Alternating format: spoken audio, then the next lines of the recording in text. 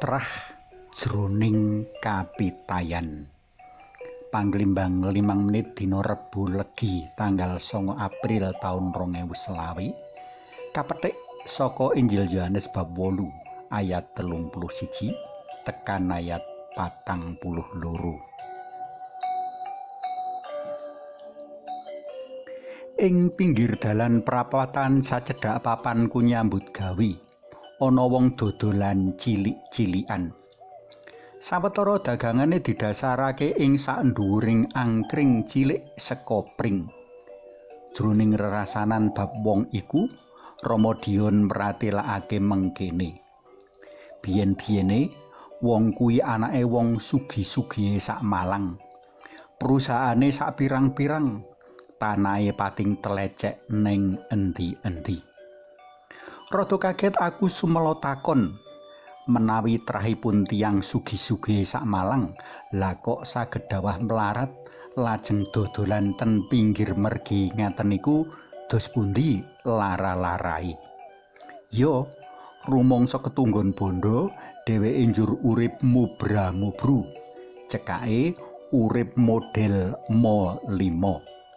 Emane dheweke ora gelem marisi pribadine bapakne kang ulet anggone tandang gawe lan gemi telaten nglumpukake bondo bandane sithik mbaka sithik enggo dadi wong kang kajen keringan.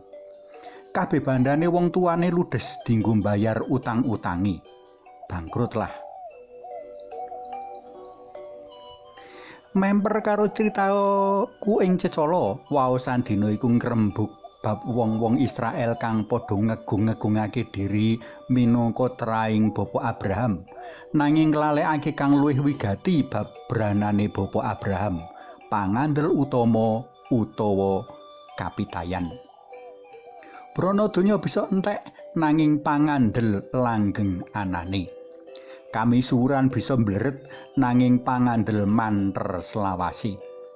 Kudune sapa kang ngaku minangka trah Bapa Abraham ora amung mongkok ing sugih lan kamisuwurane, ananging uga marisi kapitayane marang Allah, saengga kapitayan iki ngawuhake berkah saka panjenengane.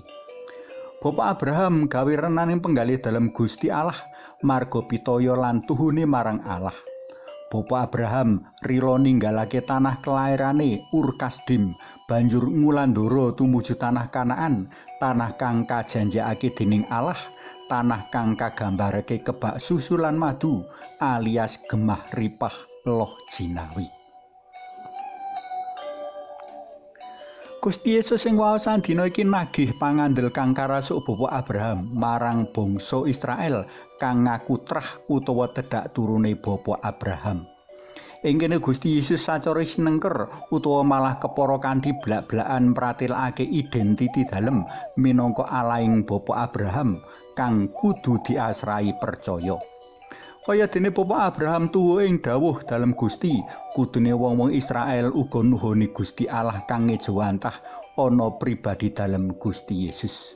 Eman, wong-wong Israel ora kasil nggagapi sapa kang sinengker ing paraga kang aran Gusti Yesus iki. Gusti Yesus nyelatu wong-wong Yahudi kang padha wangkal ora percaya nampik engga kupiya nyedani panjenengane.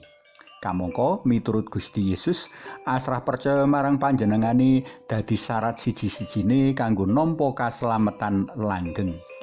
Amung kanthi asrah percaya marang Gusti Yesus, wong Israel bisa kaslametake. Para tresna welem kinasih, ana brayat kang ngugemi taler tedhak turun, nanging ana brayat kang dumadi amarga ngrasuk katoman lan kapitayane Bapa Abraham. Sapa wae kalebu awake dhewe bisa marisi pangandel Bapa Abraham menawa kepingin antuk kaslametan dalem Allah. Suwawi sami munjuk, kunjung asma dalem Yang Rama sa Yang Putra tuwin Yang Roh Suci. Amin. Gusti Yesus kawula munjuk semanuwun awit kekeran wedharan sabda dalem dinten menika ingkang ngengetaken kawula mring kapitayan Bapa Abraham. Mugi kanthi ngrasuk kapitayan Bapa Abraham kawula ugi panjenengan slametaken. Amin. Kunjung asma dalem Yang Rama sa Yang Putra tuwin Yang Roh Suci. Amin.